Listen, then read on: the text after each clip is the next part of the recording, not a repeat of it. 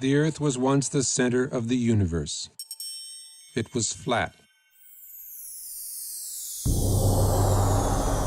Then it was round, and it circled the sun. It was no longer the center of the universe. It was a tiny part of the Milky Way.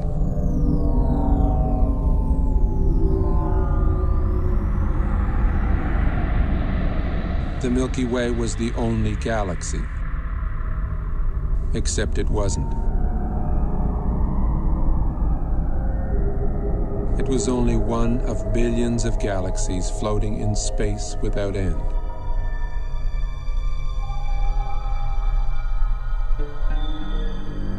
Every single time we think we've got it all figured out, we realize we've merely found another piece of the picture.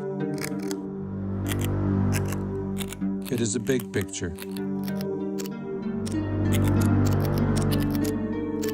with many pieces.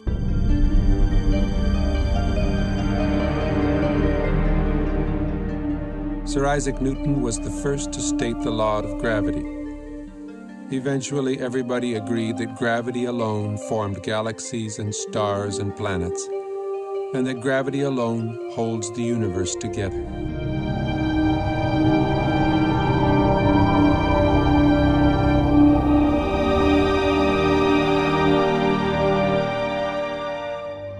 Then we discovered a force 1,000 billion times more powerful than gravity.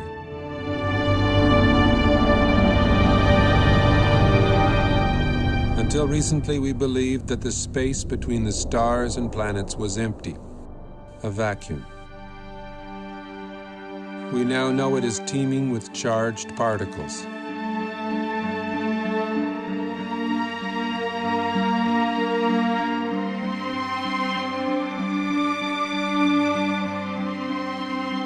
We see glowing electric filaments spanning millions of light years. We see stellar and galactic formations shaped by magnetic fields.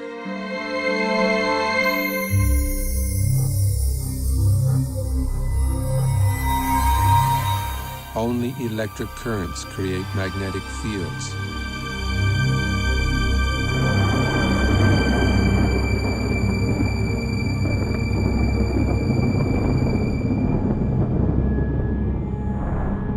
It is possible that the predominant force in the universe is not gravity,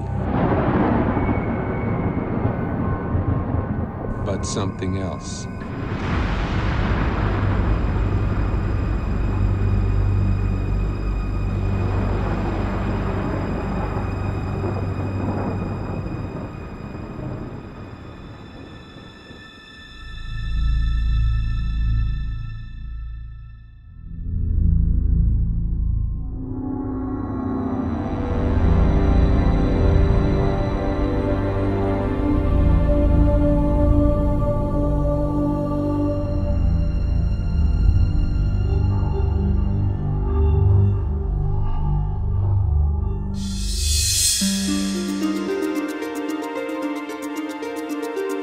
Recent discoveries in space have amazed and perplexed astronomers. Current popular theories in the sciences can neither predict nor explain the phenomena we are now observing.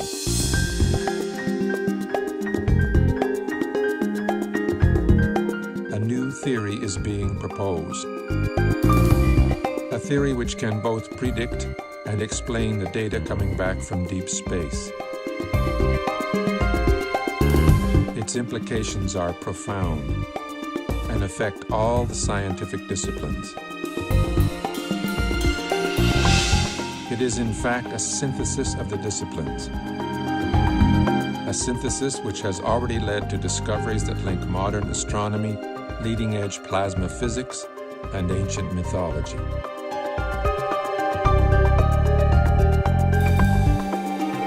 The electric model offers us a new interpretation of the workings of the universe, the history of our solar system, and even human history.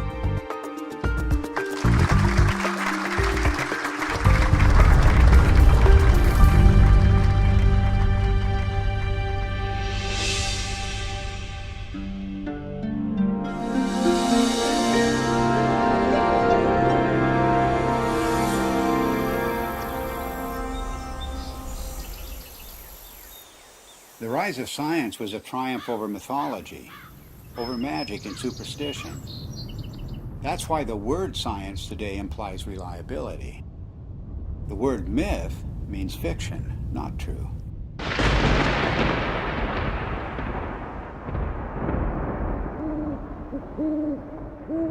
And it turns out that the key to understanding the myths is the same key that is now helping us to understand objects in deep space,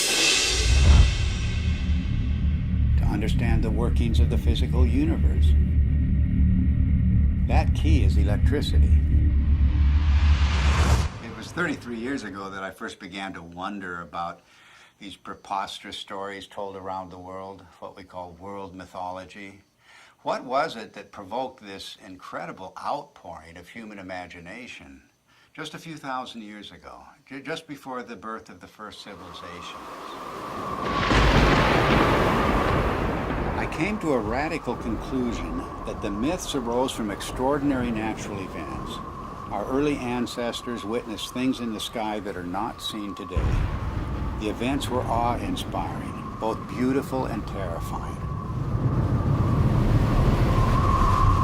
So it shouldn't surprise us that the myths are so incomprehensible. Well, of course they're incomprehensible. The celestial references are no longer present. It was in 1994 that I was invited to come to the US to attend a conference which was dealing with the possibility that the ancient sky, as witnessed by our earliest forebears, was different to the one we see today. I'd been interested in this kind of idea because it could only be explained in terms of electromagnetic influences within the solar system. So it came as a bit of a shock and a surprise to see David Talbot showing slides at one of the sessions at the conference, which I recognized immediately as being similar to those of electric discharges in the laboratory.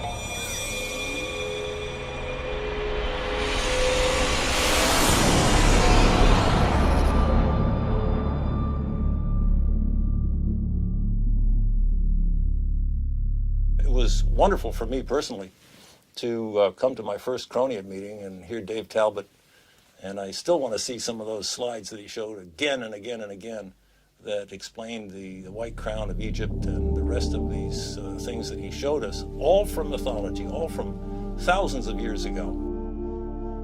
These things clearly were seen by civilizations that never talked to each other from the far corners of the earth. It all just clicked together like a three-dimensional jigsaw puzzle in my mind.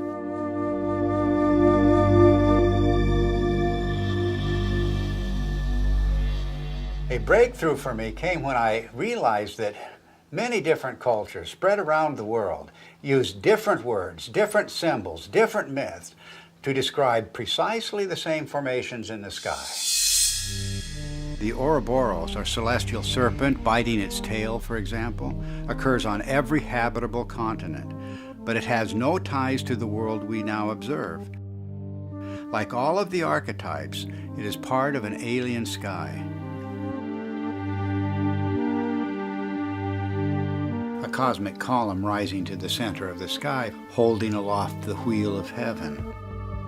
And much more than a wheel, because this was the revolving cosmic temple, the city of the gods, the kingdom of heaven, always resting on the cosmic column.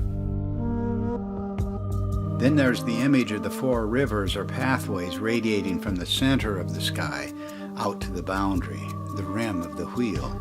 The simplest forms lead you invariably to the full story of world mythology. The hero's journey unfolds as the story of the wheel's axle. The mother goddess finds her identity in the star at the summit, the hub and spokes of the wheel.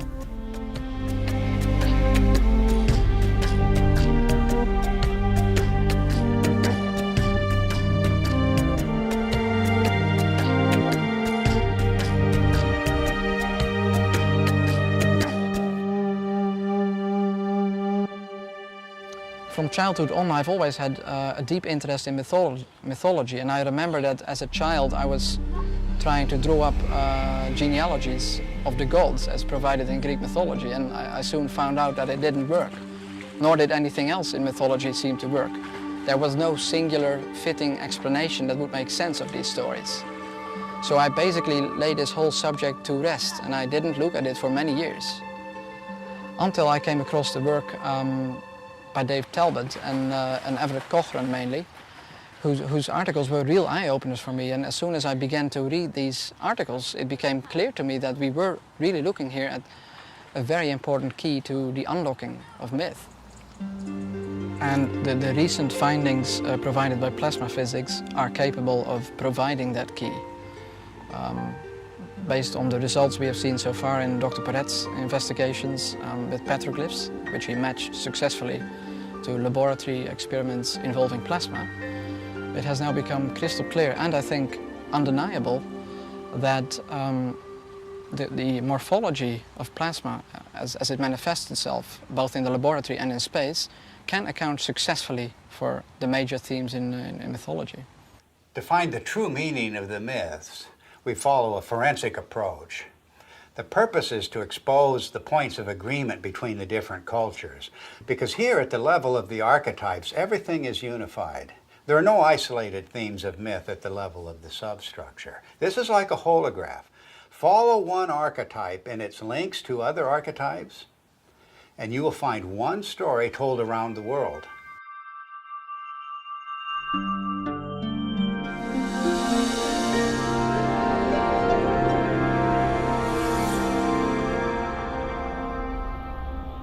Throughout almost all of history, we have regarded the states of matter as being solid, liquid or gas. But in the last century or so, we have found that there is a form of matter where the charged particles within atoms are separated to some degree or another, and that is known as a plasma. It is the fundamental state of matter. It was not until the second half of the 20th century that we came to realize the role of plasma in the universe. And this has changed the picture of space completely. Not long ago, we thought of the physical universe as being constituted fundamentally of nothing more than atoms and empty space. But a plasma includes at least a percentage of charged particles, protons and electrons, that are not bound to any atomic structure. And plasma is an excellent conductor. Electrons will move efficiently in the direction of charge equalization, and that's an electric current, of course. Now, the reason why we see magnetic fields everywhere we look in space is because electric currents produce magnetic fields, and only electric currents produce magnetic fields. But astronomers working only with gravitational equations did not anticipate the discovery of pervasive magnetic fields in deep space.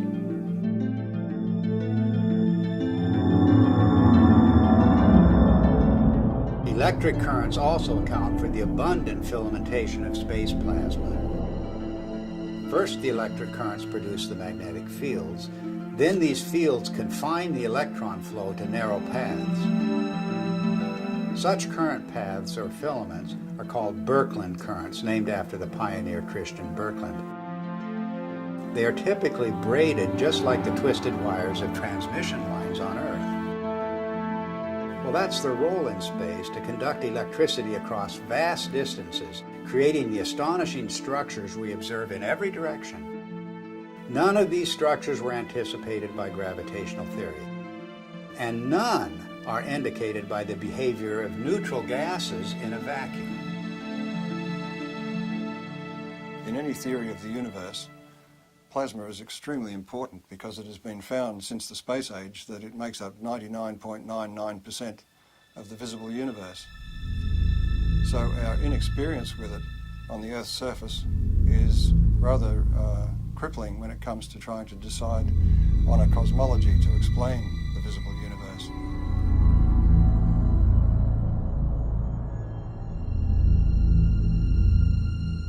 Now, plasma behaves rather oddly compared to normal matter, the matter we find, the solids, liquids and gases on Earth.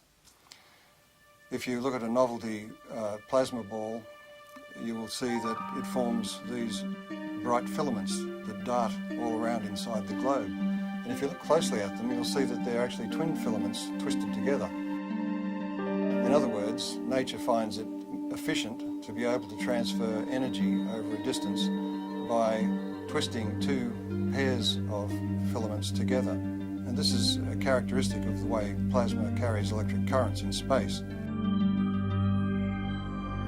And one of the puzzles that has faced astronomers since the space age is the discovery of filamentary structures in galaxies, around stars, even the cometary tails of planets and comets themselves. These filamentary structures have come as a surprise.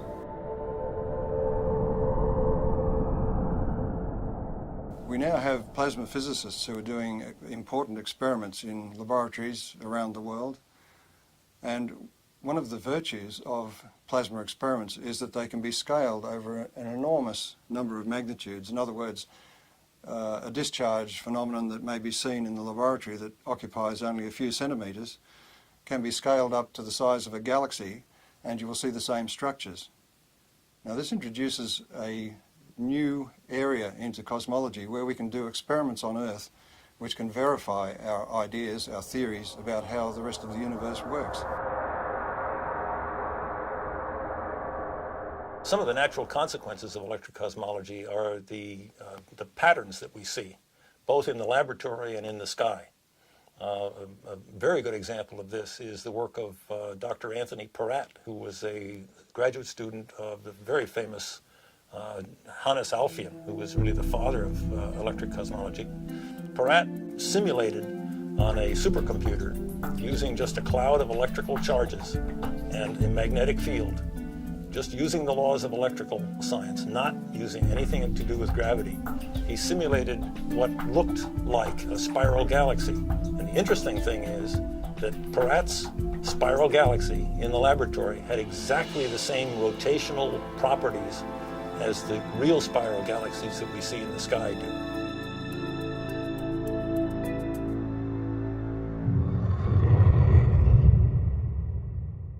Plasma was named by Irving Langmuir because of its lifelike qualities.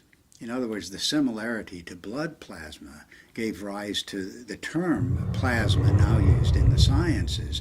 Well, this has incredible meaning for us because of the nature of the metamorphosing. The God who is now an eagle, now a serpent or dragon, now a leonine figure with long flowing hair. These figures take on a whole new meaning when we can interpret them with the benefit of plasma science.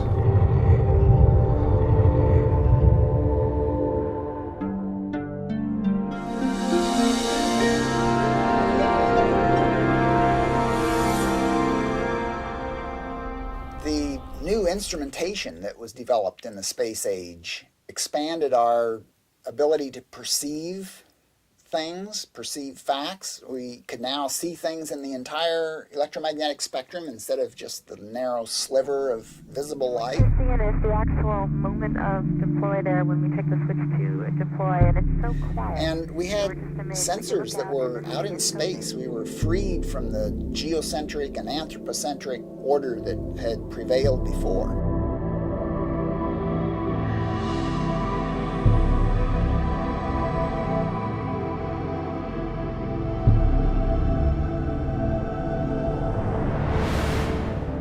We've got a whole new universe, and the theoreticians are still trying to look at it through, a friend of mine says they're peering through the wrong end of the telescope and telling us what they imagine they see.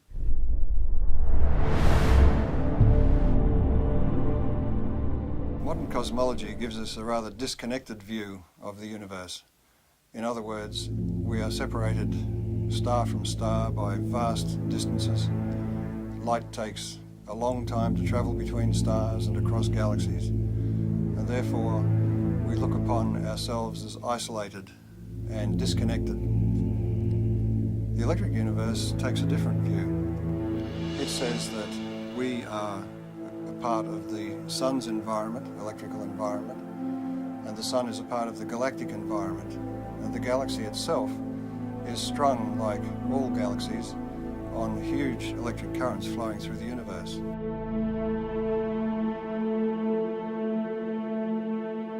One of the typical questions that plasma cosmologists hear all the time is, how do you know what's out there in space? How do you know there's electricity out there in space? Is there energy out there in space? Why should we consider anything more than gravity? And the answer is that through the years, we've used optical telescopes, but recently we have what are called radio telescopes, and we've broadened the spectrum that we can look at the sky with. And those radio telescopes can measure electric currents and magnetic fields, and we can determine from those measurements the strength of the electric currents, the strength of the forces involved, and the amount of energy that's stored out there in space.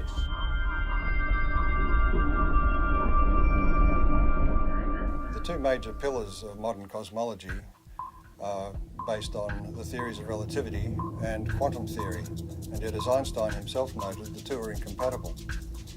And that may be because the theories of relativity deal with matter as if its only consequence is the bending of space. The electric universe, on the other hand, deals with the electrical structure of matter at the subatomic level and then works its way up through living systems, if you like, planets, stars, galaxies, and the entire universe, and shows that it is the electrical structure of matter that forms the amazing shapes we see in deep space.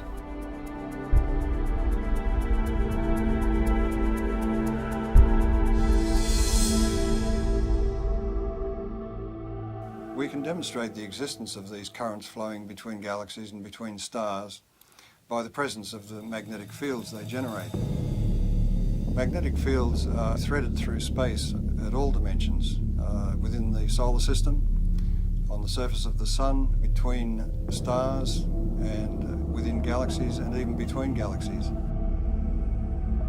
Now, a magnetic field can only be generated by electric currents.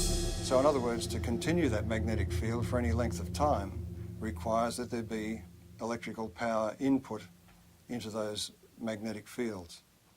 And that raises the whole question of where does this power come from?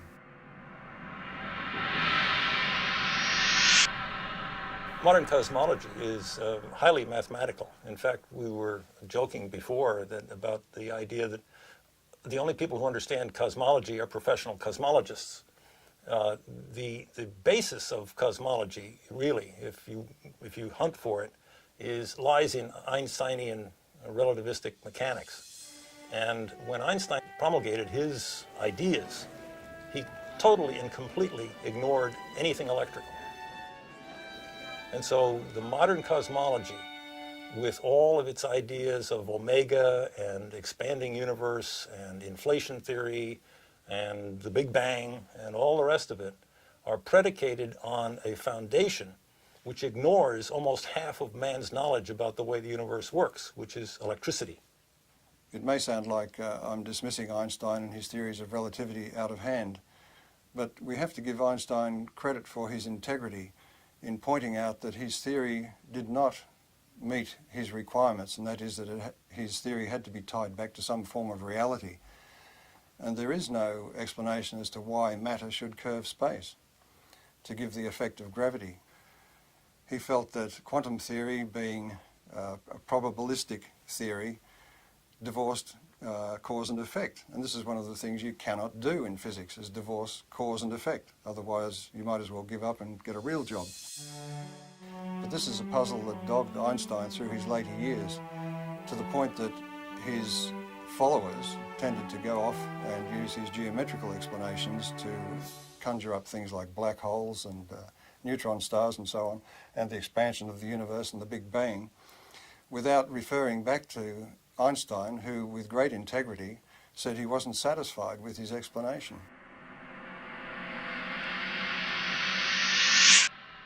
One of the problems faced by astronomers after the space age began was to explain the discovery of very concentrated outbursts of energy in deep space. And that meant for them, since gravity is the only driving force available to them, that they required an infinite concentration of mass, because gravity is an infinitely weak force.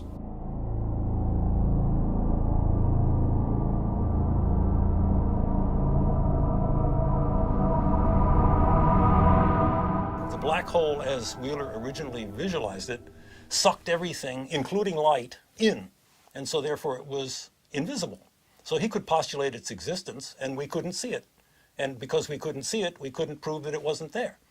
Later on, in order to explain these fantastic emissions of energy from galaxies, it was proposed, and I believe it was Stephen Hawking who did it, that there were various types of black holes, some of which actually then spat matter back out again in jets. Because, why? Because we had observed jets. In the electrical model, it's quite simple. If you think about it, the power that's expressed in your own home, in the heaters and the electric motors and the lighting and so on, is actually generated at a vast distance away from your house. In deep space, the same thing is true. The energy which we see concentrated in these events which are attributed to black holes and so on can more easily be explained as the confluence of electric energy from different parts of the same galaxy or even from other parts of the universe. And it is this explosive release of energy which forms the vast jets that we see lit up and exploding from the centers of active galaxies. We also have observed double radio sources either side of galaxies. And that event was predicted by Hannes Alfvén, the founding father of modern electrical cosmology, and is still to this day unexplained by standard cosmology. One of the most interesting phenomena in the sky is the so-called pulsar. A pulsar is an object that is observed to put out pulses, both of light and radio activity, RF, in the RF spectrum. And those pulses are extremely rapid. They are something like milliseconds apart. So it's like a extremely fast strobe light. And thinking of a strobe light, astronomers immediately leapt to the lighthouse kind of analogy. Something that must be spinning around, the beam is going around, and it's going around so quickly that this thing goes flash, flash, flash. Well, once the repetition rate of the pulsars was observed to get up to in the millisecond range, that meant that this star that was putting out this beam of radiation would have had to be rotating at 300 times a second. And 300 times a second, we're talking about the speed of a dentist drill. So the astronomers decided, well, normal stars couldn't possibly rotate at that speed, and so they postulated the existence of what they called a neutron star. A neutron star is a star that is so dense that it holds together so well that it can indeed rotate at the speed of a dentist's drill.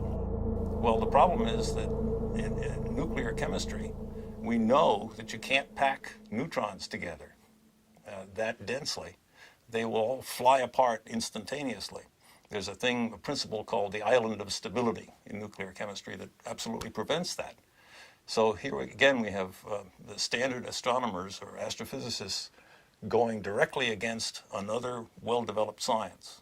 In the electrical model, however, there's a very simple explanation for pulsars. Everybody is familiar with the idea that the pulses can travel back and forth on electrical transmission lines. Such uncontrolled pulses, for example, were responsible for the famous Northeast blackouts.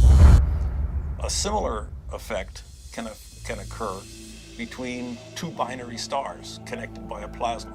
The two binary stars act like capacitors that store charge. And if you reduce that in size to something you can produce in the laboratory, you can produce it in the laboratory, and it's called a relaxation oscillator. And electrical engineers use it and have used it for decades. The idea of producing pulses every few milliseconds is a sophomore level experiment in an electrical engineering laboratory. It doesn't require neutronium, strange matter, or any other fictitious device. All it requires is two capacitors, a battery, and a nonlinear resistor. And we maintain that that's exactly what a binary pair of stars connected by a plasma field presents.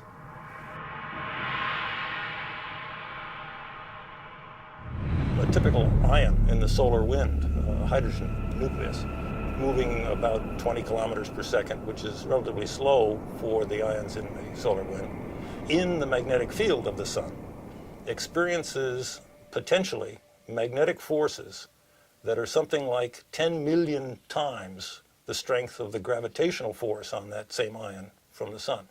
An interesting demonstration that illustrates very readily the relative strength of magnetic force and gravitational force is the simple idea of a ball bearing sitting on a wooden table. The entire mass of the Earth is pulling downward on that little ball bearing, and that's what prevents it from flying out into space. But a child can come along with a little horseshoe magnet and click, pick that ball bearing up instantly. The space age presents us with an interesting paradox. The technology of science is really quite extraordinary, and technology has taken us out into space, taken us to the moon, taken probes to distant planets, opened up whole new vistas in remote space with new telescopes and new ways of measuring what's happening in space. But the picture of theoretical science is much different. And many decades ago, assumptions began to crystallize in the theoretical sciences, beginning at the top, the queen of the sciences, as we say, which is cosmology. These theoretical assumptions have constrained all of the other theoretical sciences. Cosmology deals with the big picture questions, the first questions. How did the universe begin? What is it made of? How will it end? And so many popular theoretical constructs, from the Big Bang to string theory to dark matter and black holes, the formation of stars, formation of galaxies, all have arisen from assumptions first postulated by cosmologists.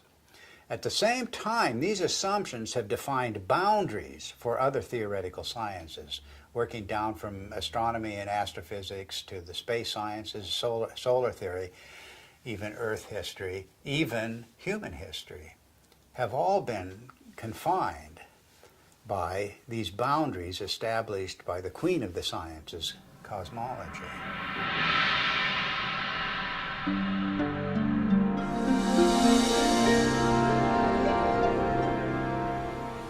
The sun just dominates our sky as the source of light and warmth and life itself on Earth. And this preeminence of the sun is so clear and obvious that it remains a mystery why virtually every ancient culture insisted that before the present sun, there was a quite different luminary ruling the sky. The central sun, the superior sun, the best sun, the motionless sun. And all of these cultures, whatever may be the meaning of these traditions, are insisting that the sky has changed. Of course, our ideas about the sun have continually changed. Only a few centuries ago, the sun was a campfire or ember in the sky. Then early in the 20th century, under the influence of gravitational theory, the sun was seen as a gravitationally collapsing nebular cloud.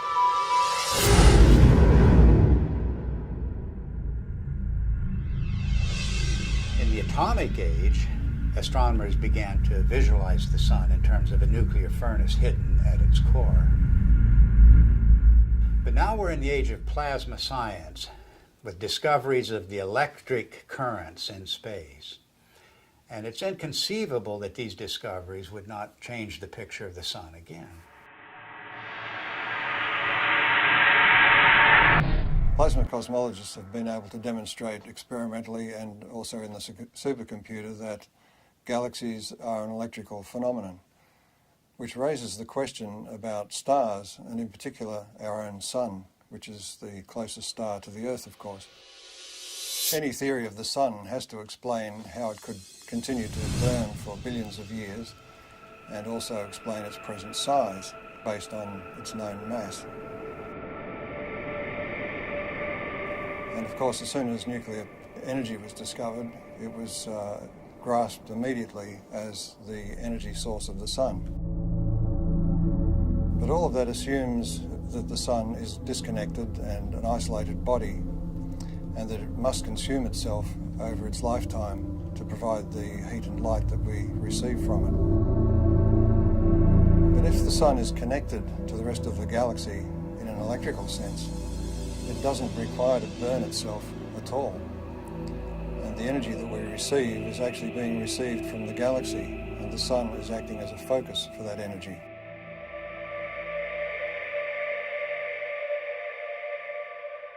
The sun is actually a fairly typical star. And so if we want to understand stars and cosmology, we really have to understand the sun.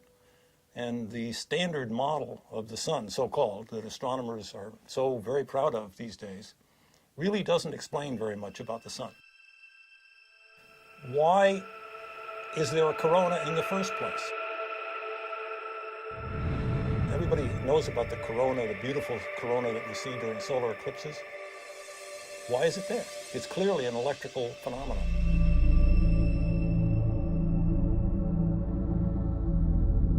One of the greatest puzzles about the sun has been, with a surface temperature of 6,000 degrees, high above that surface we have temperatures of millions of degrees. And the question has been, how do we get the energy from the center of the sun somehow past that surface to heat the upper atmosphere of the sun to millions of degrees? In the electric model, you don't have that problem, because if the energy is arriving from outside the sun,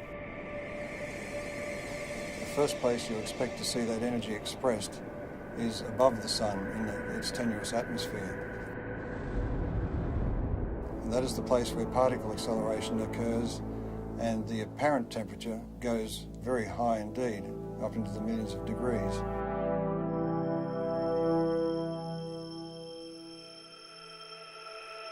The fact that the particles in the solar wind accelerate, that is to say, increase their velocity with increasing distance away from the sun, the farther away they get, the faster they go. And the fact that those particles are indeed charged particles leads me, as an electrical engineer, to come to the immediate conclusion that this is an electrical process.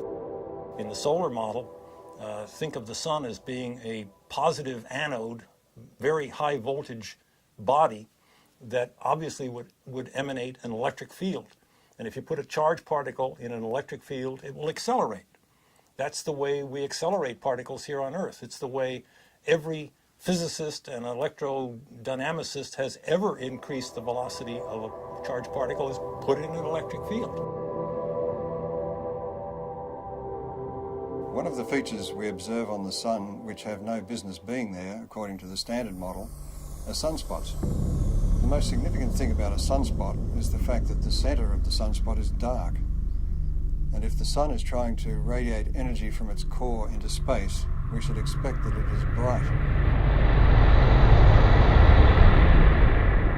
And if you think about that umbra, that darkest place in the center of sunspots, that's the place where we can see deepest into the sun. And just consider the fact that at that point where we can really see down into the sun, that's the absolute coldest place that we are able to measure. If the center of the sun is really a nuclear fusion furnace, it should be the hottest because we're closest to the source, and it's not the case. You ask any astronomer, why are there sunspots? Why are the umbra dark? They will blame it on some sort of warped, twisted magnetic fields. They will say that it has to do with the solar dynamo, all of which lurk unseen like a big genie somewhere below the surface. These phenomena are only to be expected if the sun is electrical in nature. Astrophysicists make the claim that the solar fusion model has indeed been tested in the laboratory, and nothing really is further from the truth. Although each of the steps involved in the hydrogen to helium fusion reaction have indeed been verified experimentally, the overall experiment, the overall reaction, has never been produced in a continuous laboratory experiment. Continuous hydrogen to helium fusion has not been attained in the lab. The strength, in fact, of the electric cosmology is that indeed all of the mechanisms that the electrical people talk about have indeed been verified over decades, in fact, at least a century, in the laboratory. The plasma scaling is well known, and plasma and electrical experiments have verified every step of the way.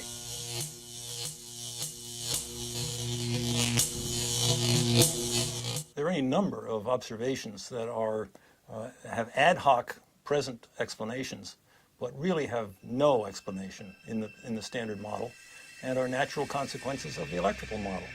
For example, heavy elements, the solar spectrum, the neutrino deficiency, the neutrino variability, solar atmosphere, differential rotation by latitude, differential rotation by depth, equatorial plasma torus, sunspots, sunspot migration, the sunspot penumbra, and the sunspot cycle itself.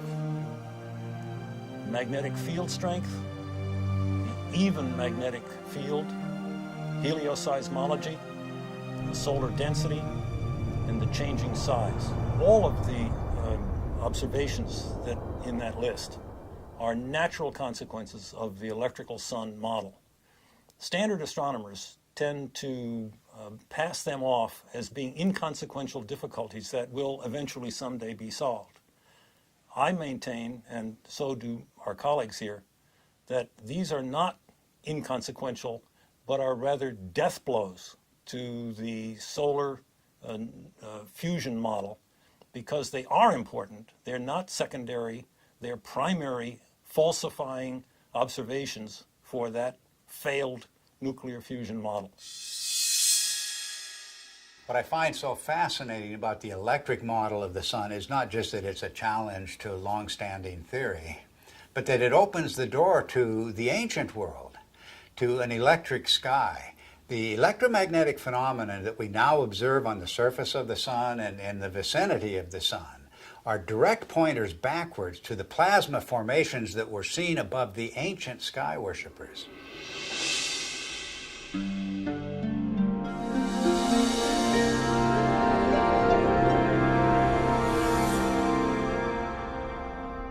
Electrical currents in space can either be invisible or they can be visible.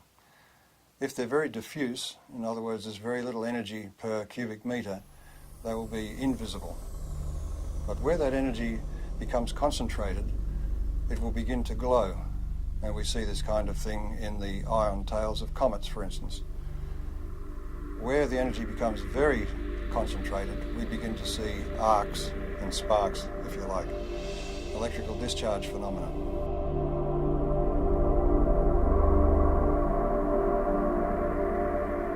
The standard theory of comets comes from the view that the solar system was formed from a rotating cloud of gas and dust, and that the planets, in some fashion as yet unexplained completely, formed from most of that gas and dust, but there were leftovers. And the leftovers are beyond sight, outside the solar system, in a hypothetical Oort cloud, as it's called. We have no observational evidence for such a cloud. The electric universe model of comets is that they are actually parts of well-differentiated planetary bodies that have in the past suffered from electrical plasma discharge machining, and that some of the surface material has been lofted into space, so it is expected to be rocky.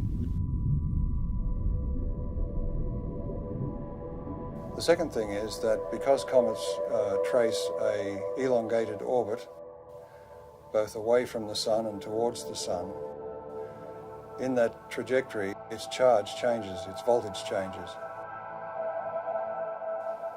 Since it spends most of its time in the outer solar system, the voltage that it has reflects the voltage in the outer solar system.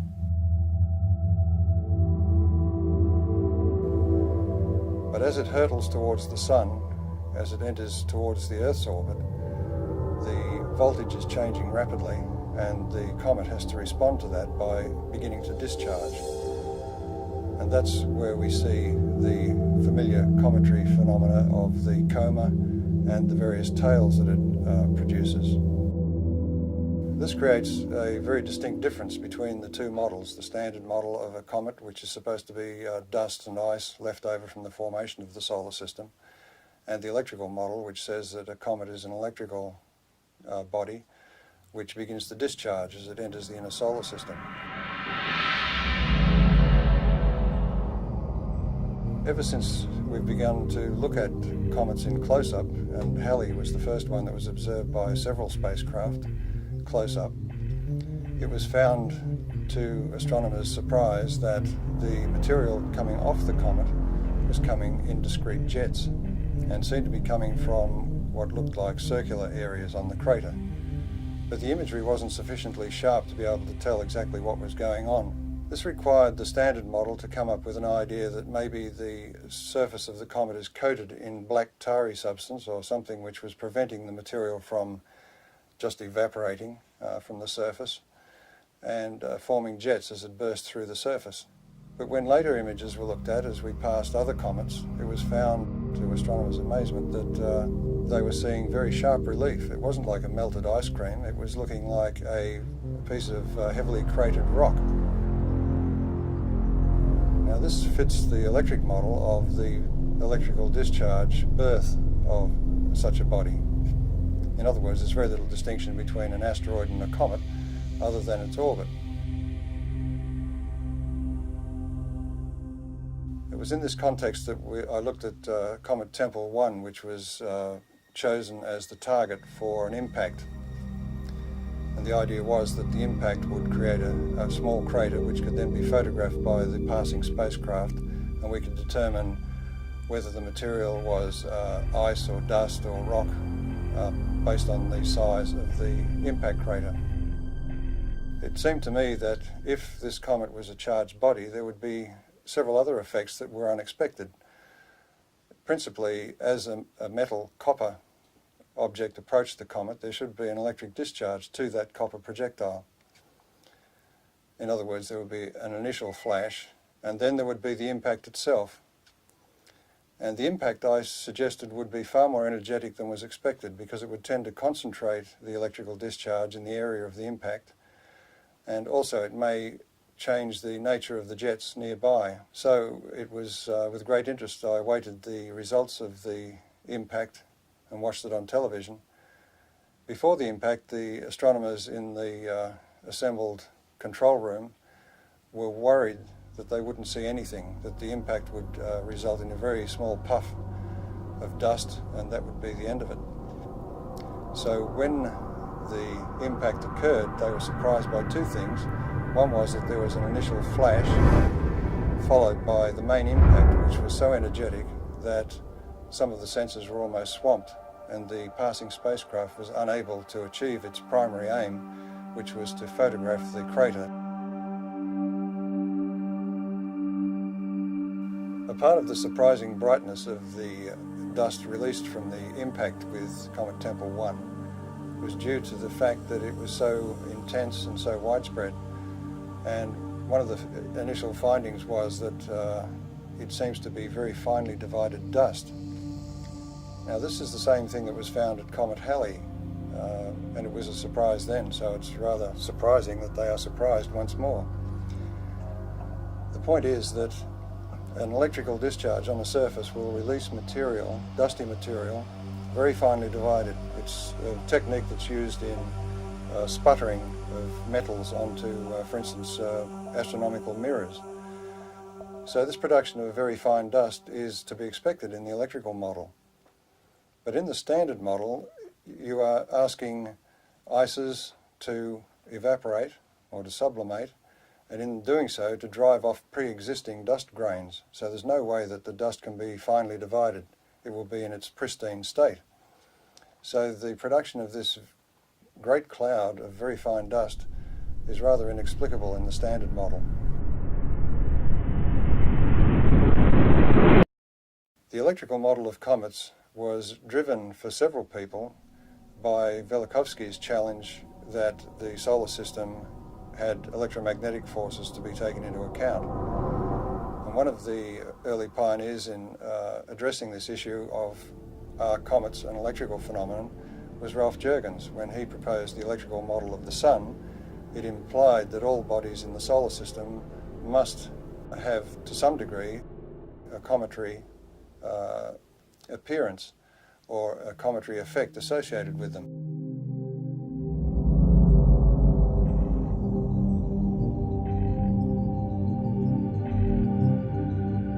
Ralph Jurgens, in his model of the Sun, showed that bodies moving radially towards or away from the Sun would experience electrical forces which could induce a cometary display, that is, a visible display.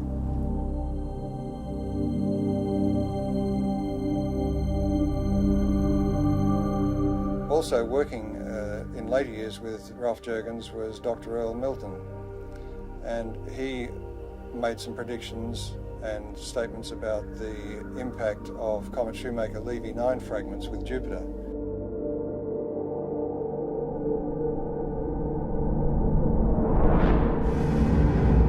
And his view of the electrical nature of those impacts was also vindicated.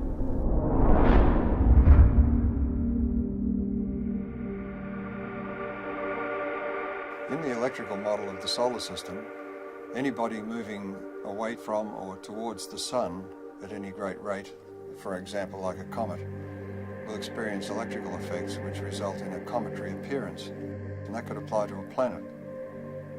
Now Velikovsky, in his research, found that Venus was described as a stupendous comet at some point in ancient times. So it was very gratifying for him to be able to announce at the conference in 1974 that astronomers had discovered what they called a cometary tail of Venus. Some years later, it was announced that it was discovered that stringy things were coming from Venus. And of course, this was confirmation to the electrical model because plasma currents flow in strings. This discovery of a cometary aspect of Venus raises the issue of the intense heat we find on Venus. That intense heat is not well explained at all by any idea that the planet is somehow a twin of the Earth's. It raises the distinct possibility that Venus has had a far more dynamic history than we've been taught.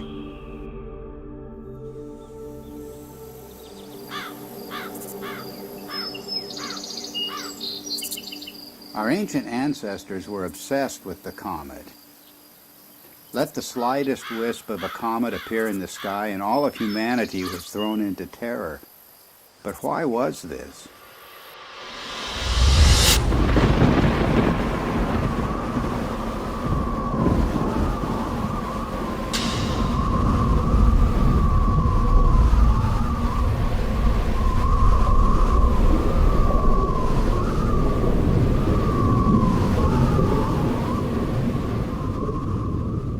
It was cosmic catastrophe that inspired the ancient words and phrases for the comet.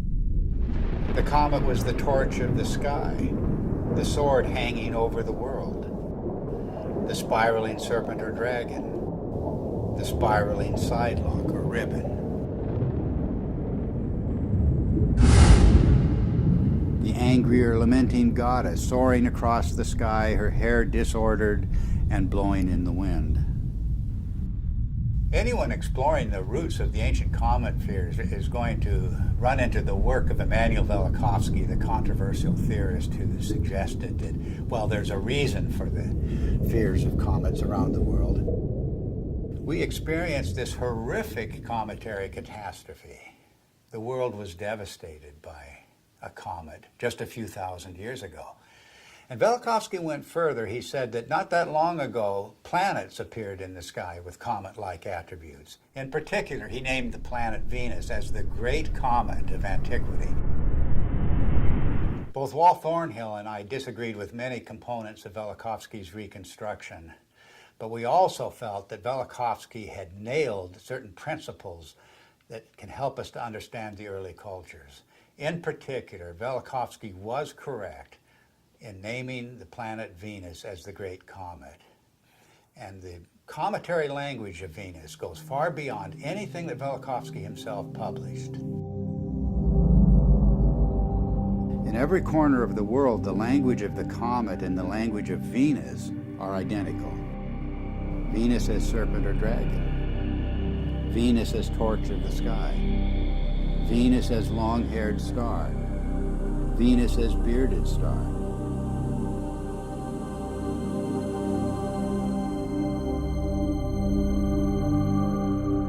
The Sumerian goddess Inanna was identified as Venus. She was the Lady of Life. But in her terrible aspect, she became a dragon-like flame in the sky.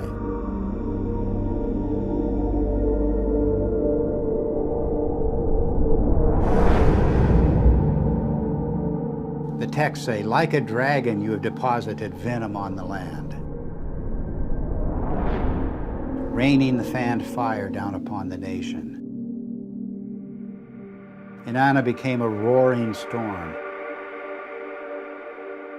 She devastated the land. Mankind comes before you in fear and trembling at your tempestuous radiance, the texts say.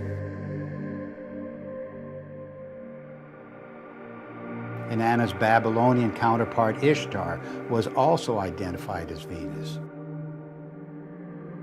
She was the shining torch of heaven and earth. Furious and irresistible onslaught. I rain down like flames, the goddess announces. The Egyptian goddess Sekhmet has the same attributes. She takes the form of the fiery Uraeus serpent. She becomes a flame of fire in her tempest, a star scattering its flame in fire. Sekhmet herself says, "The fear of me is in their hearts, and the awe of me is in their hearts." No one at all can approach her, the coffin texts say. The streams behind her are flames of fire. The astonishing fact is that goddesses everywhere exhibit this terrifying and cometary aspect. The Canaanite Inat, the Hindu Kali and Durga, the Greek Aphrodite, Athena, Medusa, and countless others. And of course, you can add numerous counterparts in the New World, from the Incan goddess Chaska to the Aztec goddess Xochiquetzal to the legendary Nokomis of North American Indian tribes. The serpent or dragon is an unexplained mythical archetype. There's nothing like it anywhere in the biological world. And yet the same recurring features will be found in cultures the world over. The dragon's disheveled hair and shaggy beard. Its knotted aspect, and its worldwide appearance as entwined twins.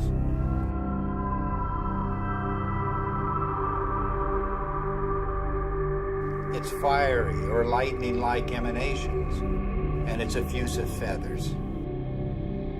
In all of the ancient serpent or dragon images, it's the luminous, filamentary, braided, spiraling, metamorphosing, and destructive aspects that stand out. The very traits of high-energy plasma discharge. The attributes of these mythic monsters remain unexplained only until we see the hairy and feathery attributes of the electric arc in the laboratory. We see precisely the same thing in enhanced images of the comet's tail. And we see the same thing in the comet-like discharges of distant nebulas. Gases in a vacuum don't behave this way, but electrified plasma does.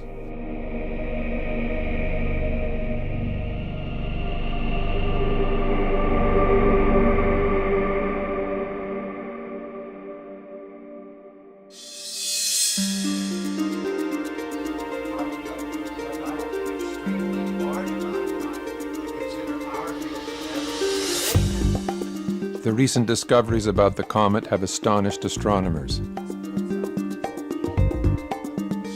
Extreme ultraviolet light, X-rays, supersonic jets, sharply etched surface relief, and cometary nuclei fragmenting explosively. No one expected such high-energy events.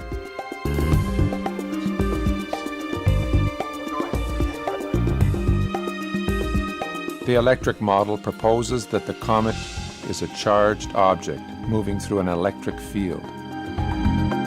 This would explain these phenomena.